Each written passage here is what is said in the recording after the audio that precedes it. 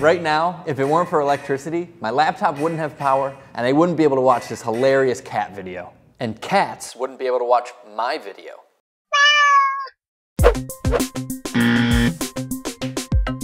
Who doesn't like a good cat video?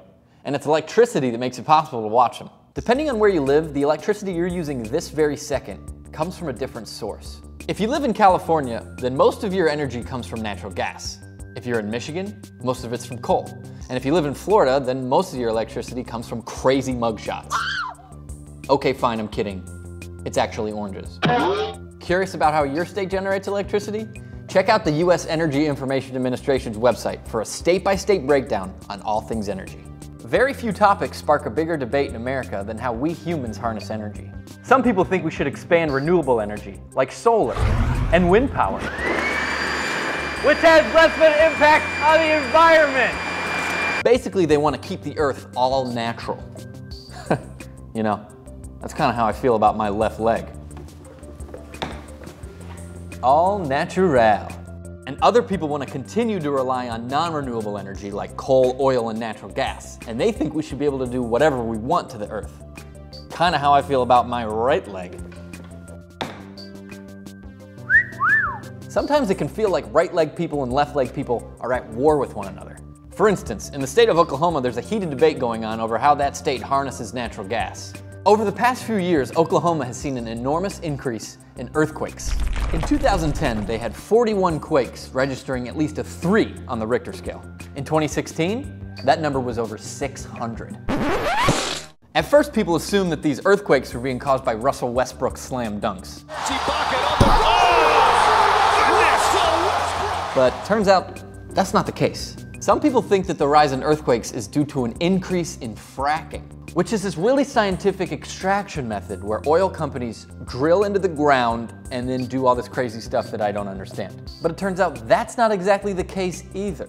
What's actually causing these earthquakes is wastewater, which is the byproduct of all these extraction methods, like fracking. When companies harness resources from underground, they also excavate wastewater, which is then disposed of by being injected back into the Earth's subsurface. Now, left leg people, environmentalists, feel that the correlation between the rise in earthquakes and the increase in natural gas production is undeniable. Right leg people, those concerned about the economic impact of this industry, recognize that their state relies on natural gas and that their economy would take a big hit without it. Oklahoma is one of the highest natural gas producers in the entire country. A lot of families would be affected if that industry were to simply disappear. But left leg people still think that there are much more efficient, cleaner, and safer ways to get energy and want the state to shift their focus towards these alternatives. To left leg people, having the knowledge and the ability to expand clean and renewable energy, but still relying on dirty, non-renewable energy, well, to them that makes about as much sense as shooting on a white backdrop when you have a ghostly pale host. Left leg and right leg people have more in common than they realize. There are 2 organizations I want both of them to check out. The first is the Sierra Club, an environmental organization started over 100 years ago by preservationist, outdoorsman, and bearded fellow, John Muir. The Sierra Club's website has a ton of stuff you can explore. Learn how to move beyond coal, oil, and natural gas, help preserve wildlife, and then learn about how cities like San Diego are planning to rely on 100% clean energy by 2035. Their Get Outside campaign has hundreds of trip options and suggestions with information on backpacking, canoeing, camping, anything you need in order to have a fun adventure. Feeling motivated to voice your opinion on a certain issue? Well, Sierra Club's got you covered.